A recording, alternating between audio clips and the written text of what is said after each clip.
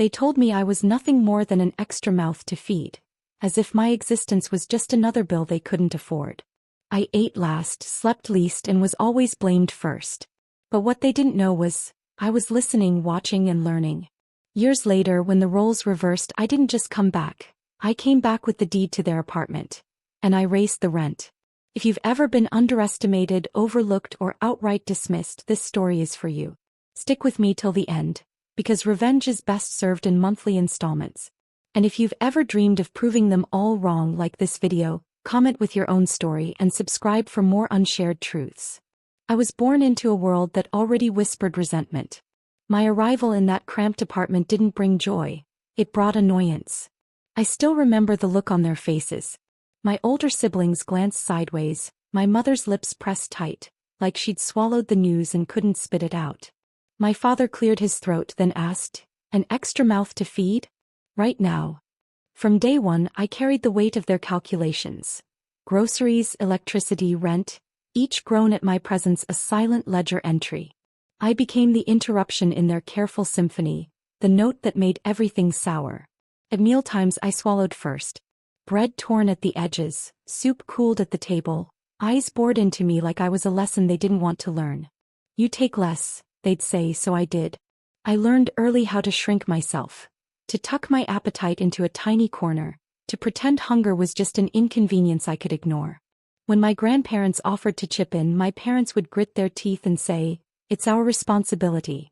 But their voices quivered as if they meant, "Except we wish it wasn't." Sometimes late at night I'd lie awake hearing muffled whispers through the cracked door. "Why had to bring another? We're struggling as it is." Those words, soft and harsh, settled in my bones. School was no relief. Teachers would ask why I wore worn sneakers or brushed my hair only on special days. Classmates called me the poor kid, a label I carried like a too-heavy backpack. But I learned something valuable then. Pain can be the seed of purpose. Every time someone said I didn't belong, I remembered. Not with bitterness, yet, but with a quiet rage that flamed whenever I was overlooked. In reflections, I saw myself as other. Other children got all the attention. Birthdays, new clothes, encouragement. I got chores. Sweep the floor, mop the corners, and fix lunch scraps into edible meals. My hands worked more than my voice. I learned humility, yes, but also simmering ambition. If I was a burden, I would become the kind of person they couldn't ignore. The adults around me weren't monsters. They were survivalists, stressed, worn, incapable of kindness beyond their means. They managed bills, whispered curses about delays, and blamed my presence when rent doubled. It wasn't cruelty, it was desperation. But desperation never forgives the innocent. I became their unspoken scapegoat. Nighttimes were the worst. I'd stare at the ceiling, cracked, water-stained, the only constant in a shifting world. I created stories in my head. Me as the hero who fixes everything, who would grow big enough to silence those whispers. I planned, mapped, sketched. Every scribble in a school notebook was a blueprint for a version of me that would never be an extra mouth. I'd eat first, I decided. I'd rise first. That's the irony. As a child, I should have been shielded, embraced. Instead, I found a compass in neglect. My parents didn't say, "We'll help you." They said, "Don't let us stop you." Unintentionally, they handed me a vision, a fight zone, a place to train. And so I trained. At 11, I took odd jobs for pocket money, delivering groceries, tutoring younger kids, washing dishes at the corner cafe. Every shilling I earned was power. Power I could barter with dignity. At night, I studied by the dim hallway light, pages of borrowed books muting the room's judgment. Meanwhile, they carried on, bills stacked, eyes cold, mouths muttering. "She's smart," one relative admitted once, but then came the caveat, "If only she didn't cost so much." A knife to the heart meant not to kill but to linger. Now, writing this years later, I realized that everything they said, no, everything they didn't say, became ammunition. Every hungry night, every side glance, every sigh spent on me seeded growth. I took their resentment and turned it into resolve. In these early years, I learned to be thrifty, to solve problems, to not depend on anyone's pity. I learned to listen where others dismissed me. I learned that kindness is scarce, but that one day I would be rich enough, generous enough, that I could give it even where it wasn't expected. I didn't know it then, but the walls of that apartment, Those worn carpets, creaky stairs, peeling paint, became central characters in my story. They absorbed every insult, every drop of neglect. And they waited in silence for the day I would return. My childhood was a long hallway of closed doors. There was laughter, yes, but rarely mine. My voice always felt like it was echoing from another room, arriving late to the conversation, uninvited. My siblings took up space with ease. They sprawled across the couch, raided the fridge, made noise without punishment. I learned to move silently, half ghost, half observer. Every family photo told a half-truth. There I was, off to the side, an arm's length away from the frame's warmth. Smiling, yes, but tight-lipped, like the joy was something I had to borrow. I wasn't mistreated outright. It wasn't that kind of story. It was subtler than that. I was forgotten. That kind of invisibility cuts in ways bruises never could. I wasn't allowed to ask for things. My siblings would get new backpacks, shoes with flashing soles, birthday cakes with their names frosted in bold. Mine were hand-me-downs, leftover slices, a name scribbled in hurried cursive. Once I asked for a toy from the store, just a small doll. My mother's eyes sharpened like knives. "You think money grows on trees?" she snapped. That was the day I stopped asking. School was both a refuge and a reminder. I loved learning. It was the one space where being quiet was a virtue. But when it came to group activities, invitations to birthday parties, or class trips that needed $5 contributions, I was conveniently forgotten again. My teachers liked me. They praised my neat handwriting and quiet discipline, but that admiration ended at the classroom door. No one ever asked if I had enough to eat at lunch. I made a game of chewing slowly, pretending my half sandwich was enough. I used to watch my father with my brothers, how he tossed a ball with them in the alley or let them play with his old toolbox. He never looked at me that way. To him, I was a mistake that couldn't be undone, a girl he didn't know what to do with. Once he told a friend, "She'll just grow up and get married. What's the point of wasting resources on her?" I was 10, and I knew I had to be my own investment. Even in sickness I was sidelined. When I had a fever once, I remember lying in bed, sweat clinging to my neck, shivering. My mother tossed a wet rag on my forehead and said, "Don't make a fuss. I have enough to deal with."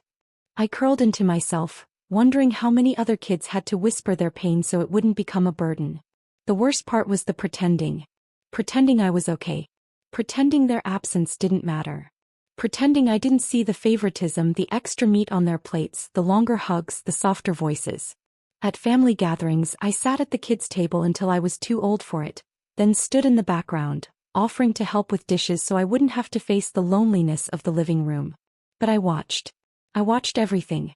I watched how my mother saved for things she thought mattered, how my father cut corners, how my older brother borrowed money from shady friends and somehow always got bailed out. I learned who paid the rent, who kept the lights on, who did the emotional labor. I learned that power didn't come from love in that house. It came from leverage. From knowing things others didn't think you noticed. One rainy evening, I found an old accounting book in the trash near the neighbors. Its pages were water-stained, but I read every word. I didn't understand all of it, but something clicked. Numbers, margins, compound interest. It was like discovering a secret language. I kept that book under my mattress for years, rereading it like scripture. I was 11 and already looking for a way out. My room, if you could call it that, was a converted pantry. The door didn't shut properly and the one window looked directly at a brick wall. Still, it was mine. I lined the shelves with second-hand books, made a pillow fort against the cold drafts, and dreamed of a life that smelled nothing like damp bread and old rice. And I never let myself cry in front of them. Not once. If I had to let it out, I waited until everyone was asleep. I'd bury my face in the pillow, not to stifle the sound but to catch it. To own it. Because if I was going to be invisible to them, I had to become vivid to myself. Looking back, I understand now. I wasn't just surviving. I was absorbing. Every rejection, every side glance, every dismissed request.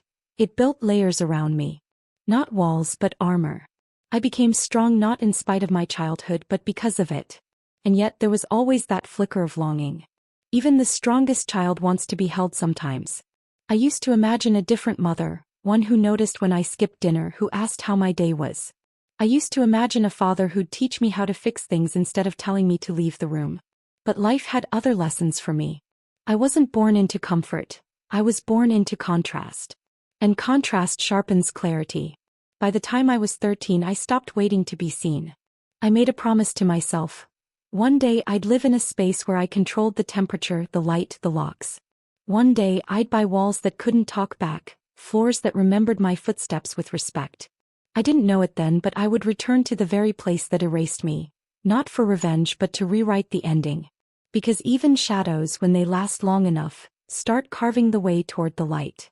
I suppose part of me always hoped someone would notice. That one adult, teacher, neighbor, relative, would look past the surface and say, "You deserve more." But the truth is, children like me often disappear into the cracks of everyone else's overwhelm. I wasn't beaten. I wasn't starving. I wasn't loud. That made me invisible. What saved me were moments no one else thought mattered. Like the day I spent lunch in the school library, and the librarian handed me a worn copy of The Little Engine That Could. I was far too old for it, but I read every page slowly, letting the words sink in. I think I can. Think I can. I repeated it for days afterward. Whispered it while scrubbing dishes, murmured it walking to school. It wasn't just a story, it was a lifeline. Or the neighbor upstairs, Miss Janet, who once gave me a sandwich when I lingered too long near her kitchen window. "Growing girl like you shouldn't be that quiet," she said. That sandwich meant more to me than any birthday cake. Told me I was worth feeding. There were cracks of kindness in that dim world. Just enough to let light leak through. And then one day I stumbled upon an old real estate flyer tucked into a junk drawer. It had been used as scrap paper, but I read the whole thing like a novel. Rents, deposits, escrow, equity, words that sounded heavy, grown up, full of control. The idea that someone could own an entire building, collect payments, dictate terms. It filled me with a strange sense of peace. A dream was forming, wild and quiet. I taped that flyer above my bed. My siblings made fun of it, my parents didn't notice. But I stared at it each night like it was a map out of the maze I had been born into. And so the girl they called an extra mouth began preparing for something they would never see coming. Hope didn't arrive like a sunrise. It came in fragments, scattered across moments everyone else overlooked. It was never loud, never dramatic. Just a soft flicker in the background of my ordinary, overlooked life. A whisper that said, "There's more than this." It started small, too small to call ambition. More like curiosity. I remember one day at school, a classmate had a bright, glossy notebook with gold-edged pages. I asked where she got it. She looked surprised, shrugged, and said, "My mom just buys them in bulk." I smiled, but deep down I wondered what it felt like to have things you didn't even think about. That night, instead of wishing for the notebook, I wished to be someone who could buy 10 of them without flinching. That was my first taste of goal setting, raw and shapeless but real. At home things didn't change. I was still the afterthought, the one left off grocery lists and whose needs were considered last. But I began noticing moments that gave me power. Like when my math teacher pulled me aside and said, "You have a mind for numbers." No one had ever praised my mind before. That single sentence clung to me like armor. I started tutoring younger kids in math for a few dollars after school. The money wasn't much, sometimes just quarters and dimes, but it was money I earned. I folded each bill like it was sacred and hid it in a plastic container beneath my mattress. I didn't spend a cent. Saving gave me a thrill that nothing else did. One Saturday I stumbled upon a community flyer pinned to a bus stop. It advertised free weekend tech classes at the community center. Basic coding, web design, and financial literacy. I took down the number and memorized the address. That following weekend I arrived 20 minutes early, heart pounding, unsure if they'd turn me away for being too young. They didn't. They just handed me a second-hand Chromebook and said, "Let's see what you can do." That day changed everything. The screen flickered to life and opened to a blank editor. I typed my name and watched it appear in bold letters. Then I learned how to make it blink. I laughed quietly but fully. Felt like magic. That night I wrote code until my eyes burned. I didn't understand half of what I was doing, but I didn't stop. Learning gave me purpose. Gave me control. That same week, Ms. Janet from upstairs handed me a beat-up Kindle with a cracked corner. "Still works fine," she said. "Thought you might enjoy it." I loaded it with free ebooks. Finance, entrepreneurship, real estate, psychology. I didn't know exactly what I was building toward, but I felt something solid forming under my feet. Knowledge became my rebellion. And with every page I read, every lesson I absorbed, I heard their voices fainter and fainter. The voices that once told me I was just an expense, an error. Their words stopped echoing because I was filling that space with something better. But it wasn't all triumph. There were setbacks too. Nights when the internet cut out and I'd have to run down to the library. Days I missed the bus and walked 3 miles to that community center. One afternoon I found my hidden money stash rifled through, likely by my older brother who denied it with a smirk. I didn't fight him. I just found a better hiding place and started over. I was used to being robbed of fairness, but I'd never let them rob me of my fire. By age 15 I had quietly earned almost $300. That money wasn't for clothes or phones. It was seed money for my future. I didn't know what kind of future yet, but I knew it needed capital and no one was going to give it to me. At school I volunteered to help teachers just so I could use the printers and learn about spreadsheets. I asked the janitor how building maintenance worked. I shadowed anyone who would let me listen. Most of the time they didn't notice me. But I noticed everything.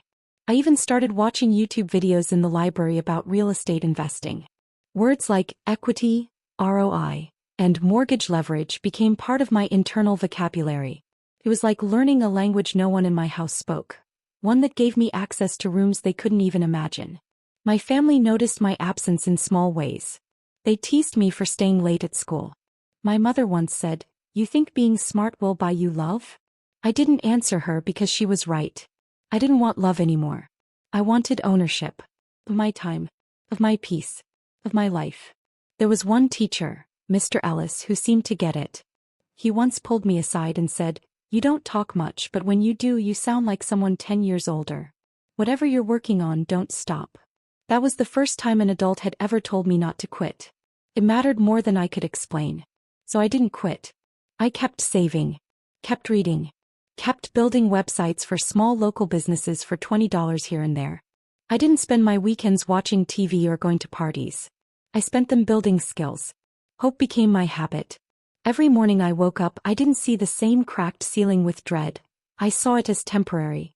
Every time I walked past a nicer building, I didn't feel envy. I felt resolve. I would own something like that someday. Not because I wanted to show off, but because I wanted to never ask permission again. I wasn't born lucky. I wasn't born into love. But I was born with eyes wide open, and I used them. I collected scraps of hope like currency. Kind words from strangers, free resources, quiet victories. I turned them into something no one could take from me.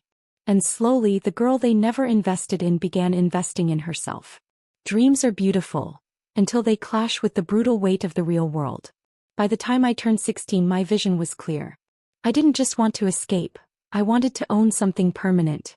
A building. A business. A life where no one could tell me I was too much or too expensive. I saw it so vividly. Crisp clothes, my name on a lease, a mailbox I held the key to. I dreamed of opening a laptop and seeing numbers work for me instead of against me. But then came reality, loud, cold, and relentless. I applied for a part-time job at a cafe downtown. I had no resume, no references. The manager barely looked at me before saying, "You don't have the right look for front of house." I swallowed my pride and asked to wash dishes. They gave me a trial shift. I worked like my future depended on it, because it did. They hired me, but only 3 nights a week. Minimum wage. The money trickled in.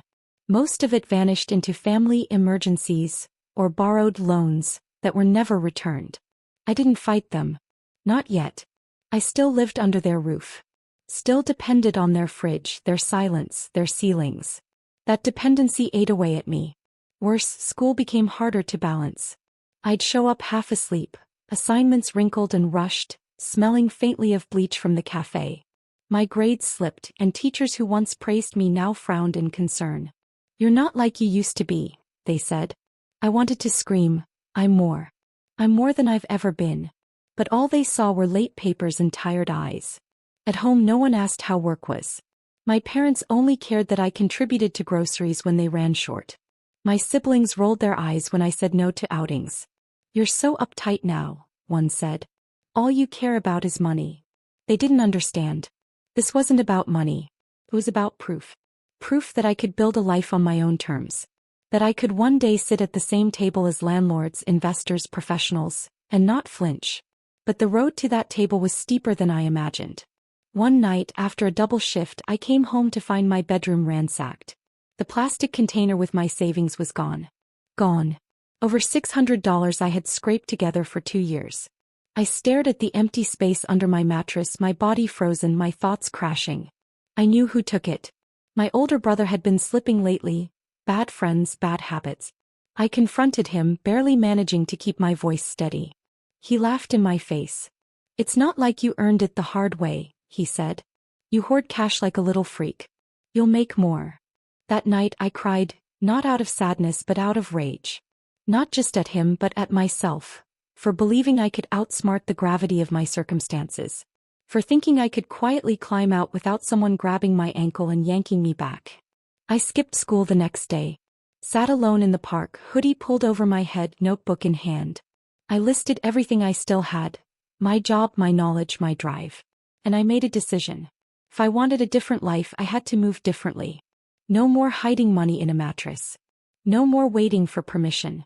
I opened a student checking account the next day and started using a prepaid debit card. I learned about banking the hard way, through fees, mistakes, trial and error. But I was learning. Still, the gap between dream and reality was wide. No one tells you that ambition doesn't always come with applause. That self-improvement can make people hate you. That outgrowing your environment sometimes means losing everyone who ever knew you. There were moments I questioned everything. Like when my mother looked at me during dinner and said, that one day the reality I was living would catch up to the dreams I dared to dream. There's a difference between being tired and being done. I had spent years being tired, of the struggle, the silence, the swallowing of my own needs. But one night something inside me snapped. And I wasn't tired anymore. I was done. It started like any other evening. Plates clinking in the sink, the sour smell of burnt rice, the television buzzing too loudly in the background. I had just come home from a 12-hour double shift. My feet were numb, my wrists sore from carrying buckets, and my eyes stung from cleaning chemicals. I opened the fridge to grab the small container I'd labeled, my own leftovers from the cafe, something I'd been saving for the next day's lunch. It was gone. Not just eaten, gone, container and all. I turned to my younger sister. She shrugged, mouth full. "I was hungry," she said. "What's the big deal?" Something cracked. Not because of the food, but because of what it meant. They didn't respect what I brought into that house. They didn't see me. I was a pair of hands. A body.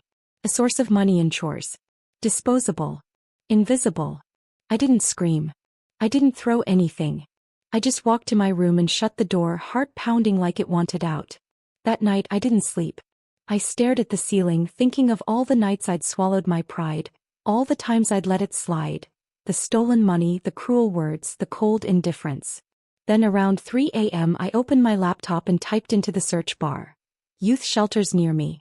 I wrote down addresses, checked bus routes and made a plan. I had $87 left in my account.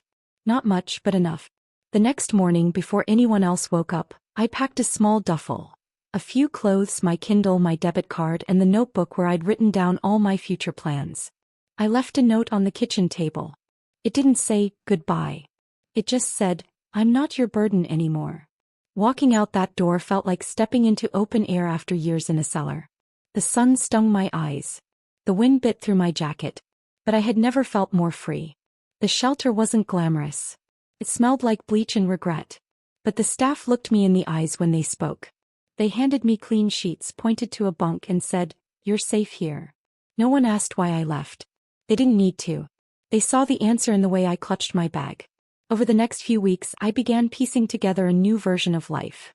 The shelter connected me with a social worker who helped me enroll in a GED program, since staying in traditional school had become impossible.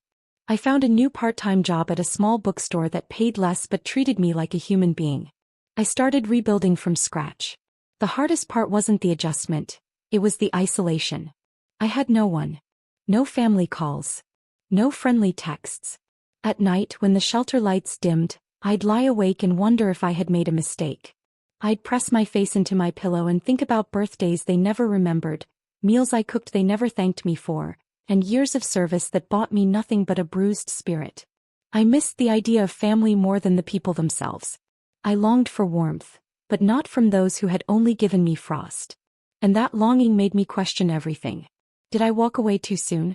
Should I have tried harder to earn their love? But deep down I knew love shouldn't be earned like rent. It should never have had a price tag. So I pushed forward. One afternoon, while stocking shelves at the bookstore, I overheard a conversation between two customers discussing a housing auction downtown. My ears perked up. After they left, I looked it up on the shop computer. I didn't understand all the terminology, but I recognized the value in it. Foreclosures. Bidding. Investment. That same rush I felt years ago reading real estate flyers came back hot and urgent. That night, I mapped out a 10-year plan in my notebook. I wrote down the words, "Buy something they can never take from me." And I meant it. Weeks passed. Then months. The bookstore became my second home. The owner, Mrs. Carter, took a liking to me. One day she asked why I always worked overtime without complaint. I told her, because I've spent most of my life trying to be useful to people who didn't value me. I don't want to be that girl anymore. She nodded quietly and gave me a raise the following week. Slowly I saved again. I researched low-income housing grants, financial aid, and local programs that helped youth transition out of shelters. I signed up for workshops, attended networking events, sat in on free real estate seminars with a fake smile and a burning mind. Then one evening, while working at the bookstore, a customer struck up a conversation. She was a real estate agent browsing business books. We got to talking about property, passive income, market trends. When I told her I'd been studying real estate on my own for years, her eyebrows lifted.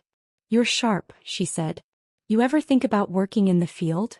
That conversation planted a seed. It would be years before I'd act on it. But in that moment, I realized that walking away from my old life hadn't just been survival. It was strategy. Rock bottom wasn't a single moment. It was a season. A stretch of months where my life was reduced to essentials. Work, eat, study, sleep. Repeat. I didn't have much, but what I did have was mine. My choices. My time. My space, however small. And that meant everything. At the shelter, I learned survival wasn't just about getting through the day. It was about building something from the pieces. I watched others give up, fall into patterns of hopelessness, but I refused to let that be me. I had spent too long being told I was a burden. Now that I was alone, I realized something powerful. I was capable of carrying myself. I woke up early every day, even on my days off. I read real estate blogs, took online courses in budgeting and credit management, watched financial videos until my eyes ached. I took notes like I was preparing for war because I wasn't just studying money. I was studying power. The GED program became a launching pad. I breezed through it not because it was easy but because I had already learned how to teach myself. My instructors were shocked. "You could start college," one told me. "You're gifted." I thanked her, but I already had a different plan. I wasn't chasing a diploma for prestige. I was chasing freedom. During this time, I started volunteering at community events where local landlords and developers spoke. I didn't belong in those rooms, not yet, but I sat in the back, listened hard, and introduced myself at the end. I didn't talk much. I just asked smart questions. That was enough for people to remember me. One man, Mr. Densmore, took particular interest. He was in his 60s, a semi-retired landlord who ran workshops on property management. He started giving me small tasks, helping organize his documents, setting up presentations. Then he offered me something unexpected, an informal mentorship. "You remind me of someone I used to be," he said. "Except you're smarter. Hungrier. Let me show you how the game works." Under his guidance, I learned things I could never have picked up online. How to scout properties. How to read zoning codes. How to deal with difficult tenants. He taught me what mattered more than just money. Timing, patience, and leverage. Real power wasn't loud. It was quiet, strategic. At the same time, I was building my credit. It started small. Just a prepaid card paying off tiny balances to build history. I set alerts on my phone, tracked every dollar. I didn't splurge. I didn't slip. I was building a paper version of myself the banks could trust. By the time I was 18, I had saved enough for a serious step forward. A deposit for a tiny studio apartment in a borderline neighborhood. It wasn't glamorous, but it had a lock that only I had the key to. The first night I slept there, I cried, not from sadness but from something heavier, relief. After everything, I had a space that was mine. That studio became my command center. I pinned goals to the walls, created a spreadsheet of savings targets, tracked neighborhood price trends, and mapped out the properties I dreamed of owning one day. My bookshelf was filled with titles like Landlording on Autopilot, Rich Dad Poor Dad, and The Millionaire Real Estate Investor. But it was my notebook that held the real gold. Handwritten formulas, strategies, phone numbers, and dreams. Working 2 jobs and studying on the side wasn't easy. I barely had a social life. But for the first time I didn't feel empty. I felt in control. I saw girls my age posting selfies, planning college parties, buying cute clothes. I wanted those things too, sometimes desperately. But I reminded myself, they're renting moments. I'm buying a future. The climb wasn't smooth. There were weeks when money got tight, when I ate plain rice 3 days straight and patched my sneakers with duct tape. But every time I got discouraged, I reminded myself where I came from. That apartment with the broken window, the fridge that never had enough, the sighs every time I opened my mouth. I didn't owe that life a return visit. One rainy afternoon, a pipe burst in the studio above mine, flooding part of my room. My landlord shrugged it off. "That's city living," he said. I spent the night mopping and salvaging my books. But the incident taught me something deeper. I didn't want to rent forever. I wanted control. That weekend, I shadowed Mr. Densmore on a property inspection. I listened as he pointed out cracks in the foundation, checked electrical panels, negotiated with the contractor. He didn't speak like someone who was guessing, he knew things. I wanted to be that certain, that seasoned, that respected. He looked over at me once and said, "You're not climbing the ladder, you're building one. Just don't rush the rungs." So I didn't rush. But I didn't stop either. I set a new goal. Within 3 years I'd have enough to buy my first piece of property. A starter investment. Something small, maybe rough around the edges. But mine. And maybe, just maybe, near a familiar block. The very one I once called home. They say knowledge is power. I'd say it's more like a map. Worthless if you don't move, but life-saving if you do. For me, knowledge was my way out. And the more I acquired, the more dangerous I became to the narrative that had tried to define me. Every book I read, every course I completed, every podcast I listened to, it was like placing bricks on a road I was building in real time. I didn't have family connections, a college advisor, or a savings account. But I had Google. I had discipline. I had the will to learn what most people ignored. I spent entire weekends buried in property law basics, tenant rights, inspection reports, and case studies. I learned the formulas for ROI, cash-on-cash return, and how to calculate cap rates in my sleep. I understood what made a property undervalued, how neighborhoods gentrified, and what trends to watch for in urban renewal plans. But it wasn't just about numbers. It was about reading people, landlords, brokers, tenants, knowing how to negotiate, how to build rapport without sounding desperate. I watched hours of body language tutorials and shadowed seasoned investors when they'd let me. I studied their mannerisms, their silence. I noticed how power wasn't always in what you said. It was in what you didn't say. I kept a black notebook filled with scripts. How to speak to a loan officer. How to dispute a credit charge. How to respond when someone tried to undercut your worth. Repetition became my ritual. I recited phrases aloud in front of a mirror until I could say them without flinching.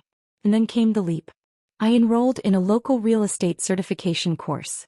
Cost nearly all my savings and I was terrified. But it was one of the few decisions I made without hesitation. The course opened new doors. Licensing. Listings. Legal frameworks. Suddenly, I wasn't just studying the game, I was stepping onto the field. I passed the exam with near-perfect marks. When I got my certificate in the mail, I held it like a fragile promise. This wasn't just paper. It was proof. Proof that the girl once mocked for her dreams now had a credential no one could take from her. I wasn't trying to be impressive. I was building armor. With that certification, I started working under a local property manager. I did grunt work at first. Cold calls, filing, hosting open houses no one showed up to. But I treated every task like a masterclass. I watched how leases were negotiated, how contracts were drafted, how clients were handled when emotions ran high. I began to see the patterns. Properties were not just buildings, they were stories. Of fear, of risk, of legacy. And I was learning to tell those stories better than anyone else. The more I understood, the more I saw the gaps in what I'd been told as a child. My parents had lived in fear of eviction, in survival mode. They never owned a thing because they never understood how. Not because they were stupid, but because no one had ever taught them. No one had shown them the blueprint. So I vowed, I would never be kept in the dark again. And I would never let knowledge be the barrier that kept someone else in chains. I started helping others in the shelter system learn what I'd learned. Basic budgeting, credit repair, how to read a lease. Just the fundamentals. Most people didn't take it seriously. But a few did. One girl, Tanya, told me, "No one's ever explained this to me like a human being before." That sentence stayed with me. Because I knew then, my journey wasn't just about proving something to my past. It was about building a future big enough to pull others into the light with me. Knowledge wasn't just power. It was freedom. Every grind needs a moment that makes it all feel worth it. For me, that moment came in the form of a 2-bedroom fixer-upper on the edge of a neighborhood just starting to buzz with promise. It wasn't flashy. In fact, it was downright ugly. Peeling paint. A sagging porch. Rusted railing and cracked windows. But I didn't see the flaws. I saw potential. I had been watching this listing for weeks, tracking the price drops, studying the comps, running numbers in my notebook late at night. I knew the market was warming up, and I also knew most big investors would pass on it. Too small. Too much hassle. But to me it was a stepping stone. My first piece of the dream. The asking price was $52,000.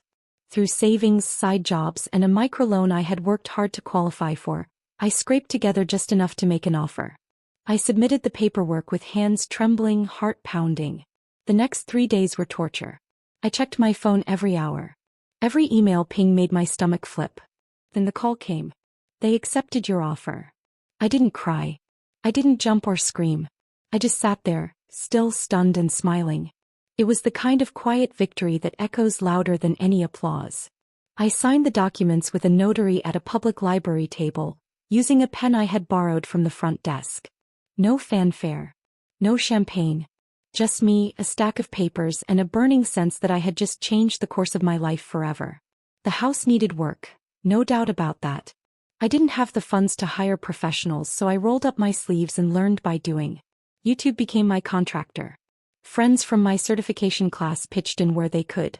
I patched walls, pulled up carpets, painted over stains that felt like the ghosts of former tenants. There were days I thought I had made a mistake. When pipes leaked and I cried in frustration, curled up on the kitchen floor with sore hands and stiff joints. But each fix, each improvement felt like adding breath to a body that had been left for dead.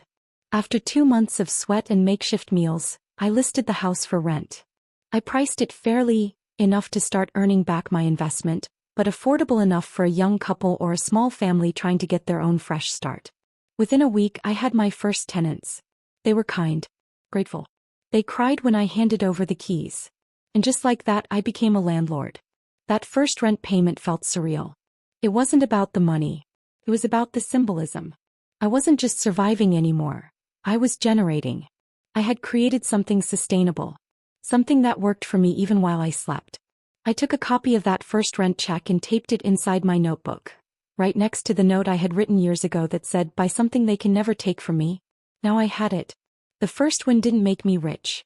It didn't erase the past or soften the years of hardship. But it gave me a kind of validation that no one could argue with. Numbers don't lie. Deeds don't flinch. Keys don't forget who turned them. That house wasn't just a property. It was a promise kept. After that first property, something shifted inside me, not loudly but permanently. It wasn't elation or ego. It was peace. A quiet, grounded sense that I was finally steering the wheel of my life. I'd been pushed around for so long that stillness felt revolutionary. I didn't throw a party. Didn't post about it. I didn't even tell the few people I spoke to regularly. That victory was mine alone. Sacred. And I decided right then, I would continue my ascent in silence. Not out of fear but out of intention. I leveled up quietly. My first rental's cash flow wasn't enough to retire on, but it was consistent, and more importantly, it was proof. Proof that I could take a dream, dress it in strategy, and make it tangible. I began building systems. Rent collection apps. Maintenance schedules. Legal templates for leases and eviction protocols. I watched other landlords scramble while I organized. Every week I reviewed numbers like a hawk, fine-tuning spreadsheets that only I understood. Every dollar had a job. No emotional purchases. No luxury flexes. Just compound discipline. With money stacking up, I scouted for a second property. This time I went to a tax lien auction, a world most people didn't even know existed. The building I won was almost a ruin. Broken windows, a collapsed ceiling, a backyard filled with rotting debris. Everyone else walked past it in disgust. I saw it as equity in disguise. I spent the next 9 months flipping that place into something livable. I taught myself plumbing basics, tiled my own floors, learned how to source second-hand fixtures from architectural salvage yards. Every splinter in my fingers, every sore muscle, it all became part of the narrative I was writing with my hands. I didn't need permission. I had blueprints in my head and drive in my veins. During that time, I cut back my hours at the bookstore and started freelancing as a property consultant for beginner landlords. It started small, helping them screen tenants or draft lease agreements. Word spread. A few referrals became a dozen. I didn't charge much, but the experience was invaluable. I was building not just wealth, but reputation. People started to ask questions. Wait, you own how many properties? You don't even look old enough to have your own business. You must have gotten help from someone, right? I smiled politely. Let them assume what they wanted. What they didn't see were the years I worked without heat. The meals I skipped to save. The knowledge I devoured while others slept. I had earned every inch of this life with scars that didn't show. By 21, I owned 3 fully rented properties under a self-formed LLC. I still lived frugally. My car was used, my wardrobe simple. I invested in peace, not possessions. Peace looked like waking up without dread. It looked like walking into a room and knowing you didn't need anyone in it. The silence of success became my favorite sound. But that silence also forced reflection. Occasionally, I'd scroll through social media and see people from my past living lives that seemed easy. College graduations. Family dinners. Parents bragging about internships and honor rolls. I'd feel a flicker of something, bitterness, envy, maybe just grief. Because I had missed out. Normalcy. On unconditional support. On teenage years that weren't weighed down by bills and betrayal. But I didn't stay in that grief for long. I couldn't afford to. I wasn't building this life for validation. I was building it to never return to who I used to be. And in the quiet of those long days and longer nights, I made myself a new promise. When the time came to return to where it all began, not as a burden but as the buyer, I wouldn't do it to boast. I'd do it to reclaim my story. Revenge isn't what I thought it would be. It isn't loud. It isn't wild or fiery. It's quiet. Almost clinical. And when done right, it's not about destruction. It's about closure. I didn't go looking for payback. I was too focused on building my life. I had plans in motion, renovations to manage, a growing client list. But one day, during a routine property alert, a familiar address popped up in my email. At first, I thought it was a glitch. Then I looked again. It was the apartment building I had grown up in. The one where I was told over and over again that I was an extra mouth to feed. I stared at the listing like it was a ghost. A 4-unit property. Slightly below market value. Owner-financed options available. Seller motivated, it said. That was an understatement. I felt a flush of emotions, rage, disbelief, grief. But beneath it all, a chilling sense of readiness. This was the test I didn't know I'd been preparing for. And I passed it the moment I didn't hesitate. I scheduled a walkthrough. When I pulled up to that building, nothing had changed, and yet everything had. The cracked sidewalk, the rusted mailbox, the chipped railing I once scraped my knee against. It was all still there. But this time I wasn't walking in with my head down. I was walking in with leverage. The listing agent met me at the gate. He rattled off details. Declining tenants, rising maintenance costs, tax delinquency. I listened politely, all while taking in the bones of the building. My old unit still had the same dingy curtains. The one we lived in when I was invisible. As we walked through the empty unit, I could still hear the echoes of my past. The muffled arguments. The cold silences. The quiet hunger. It was all still in the walls. But I wasn't here to mourn. I was here to purchase. I made a cash offer below asking. The seller accepted within days. No ceremony. No parade. Just a key handed over in a bland office lobby, and a stack of paperwork with my name printed clean across the top. That was it. I owned the place that once made me feel like nothing. I walked through it alone the next day, this time as the landlord. The first thing I did was change the locks. Not because I had to, but because I could. I didn't throw anyone out. That wasn't the point. This wasn't about punishing strangers. It was about reclaiming space. The tenants, 2 families I didn't know, Received updated notices of tenancy. I raised the rent modestly, still within legal bounds, still reasonable for the area. But enough that they noticed the change in management. My name wasn't on the lease. It was on the deed. That was enough. I cleaned up the lobby. I hired a maintenance company to handle long overdue repairs. I replaced the mailbox. I repainted the hallways. I wanted that building to reflect my standards, not my scars. For weeks no one from my past knew. I didn't announce it. I didn't post about it. I let it sit. Like a secret I could hold close and warm my hands around. Then one afternoon it happened. I was doing a routine check with a contractor when I saw him, my older brother, standing outside the building, yelling at a tenant over a blocked driveway. He had gained weight, lost hair. Same voice. Same smirk. He didn't recognize me. I stood 10 feet away. Watching. Waiting. Wondering what I would feel.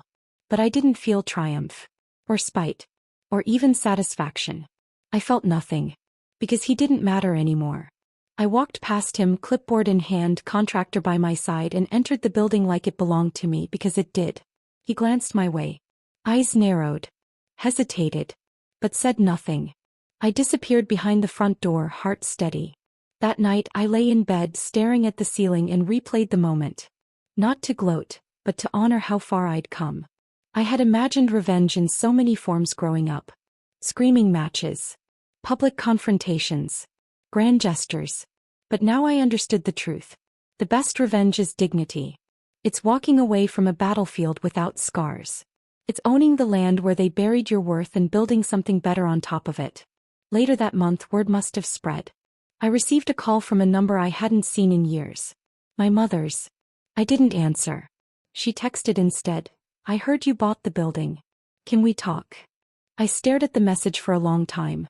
I didn't feel hate. I didn't even feel curiosity. Just finality. I didn't reply. Because I wasn't the kid in that back bedroom anymore. I was the woman with the keys. And not everything that comes knocking deserves to be let in. Power doesn't roar the way you expect it to. It hums. Quiet, steady beneath your ribs. The first time you feel it, real power, it doesn't feel like dominance. It feels like choice. Like freedom. Like the absence of fear. After I bought the building, after I claimed the space that once tried to erase me, everything got quieter. I thought I'd feel exhilaration, some triumphant, cinematic rush. But it wasn't like that. It was stillness. The noise that had echoed in me for so long, the ache to prove something, the hunger to be seen, finally fell silent. But silence, I learned, doesn't always mean peace. Owning the building stirred things up, not just in me but in them too. Old neighbors whispered. Word traveled. They'd heard a young girl bought the place. Smart one. A silent one. People remembered my face eventually. And soon so did the ones who tried to forget it. It started with a text. A number I hadn't saved. My mother.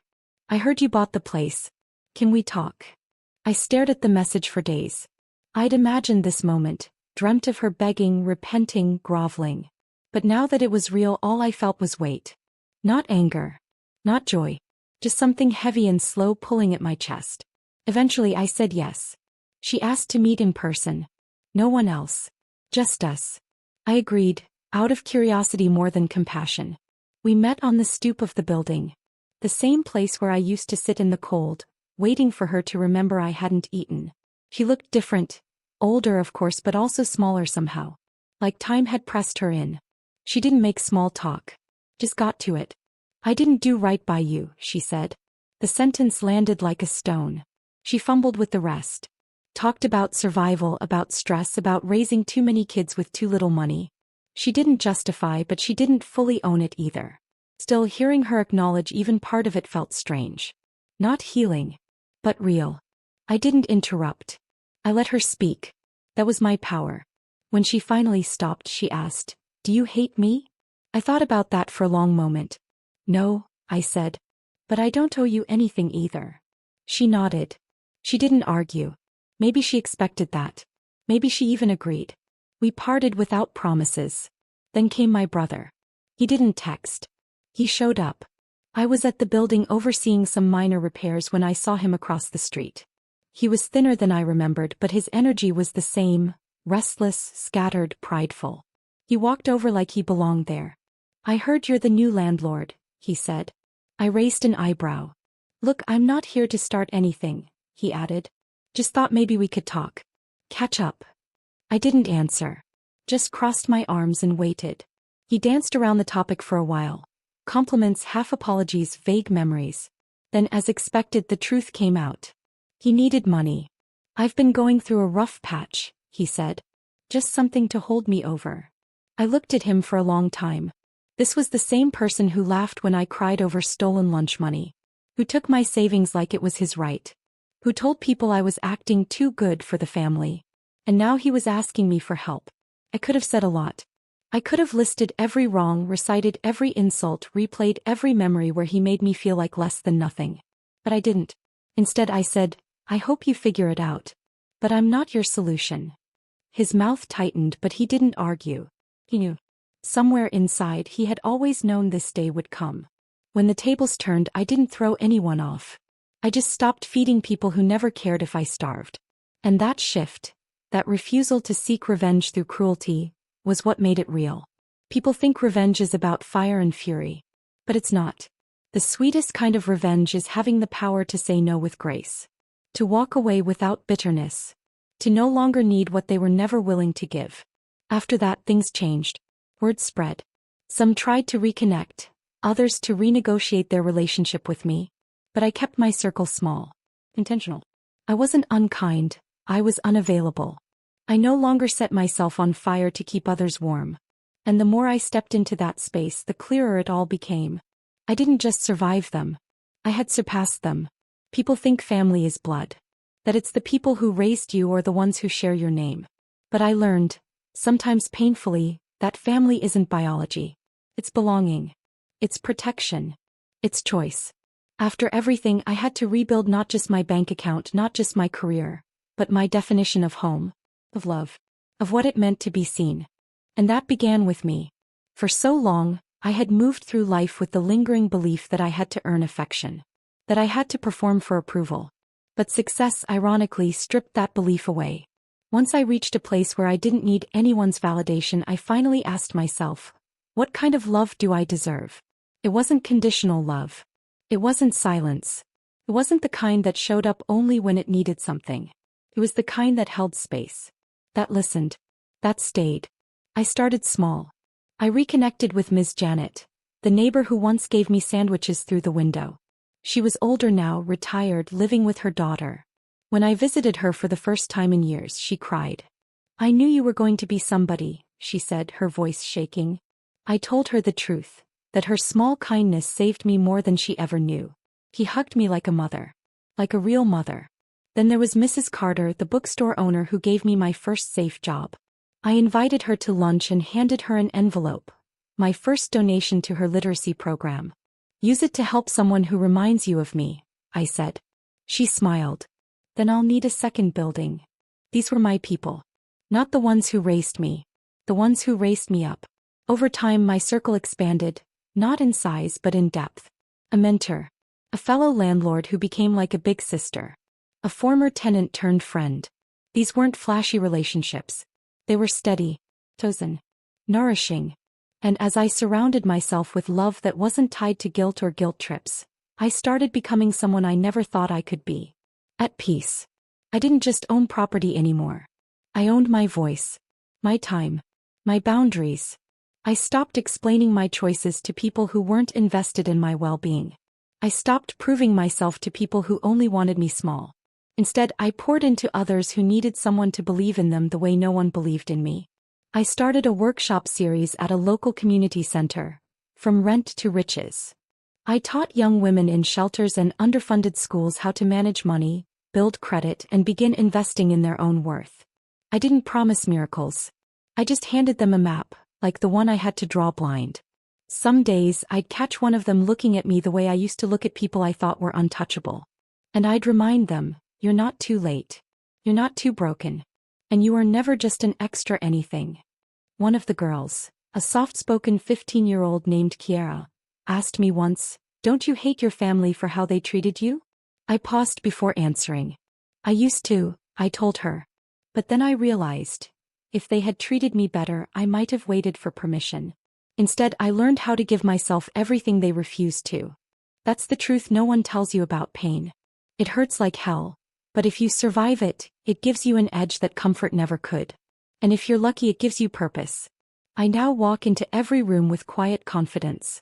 Not because I think I'm better than anyone, but because I know who I am. I'm the girl who was forgotten but remembered herself. I'm the girl they counted out, but who learned how to multiply. I'm the girl they thought would always be beneath them, who now owns the floors they stand on. My family never fully came around. They still live in a space somewhere between denial and entitlement. But I don't chase their recognition anymore. Their approval is no longer the currency I seek. Instead, I live in alignment with the version of me that never gave up. The little girl who stared at a cracked ceiling and dreamed of deeds and keys and freedom. She got everything she fought for. And more. Because in the end, I didn't just buy back the place that tried to bury me. I built a life so full, so strong, so mine, that it redefined what family meant. Family is whoever sees your worth when there's nothing to gain. And self is the person you become when you stop asking others to name you.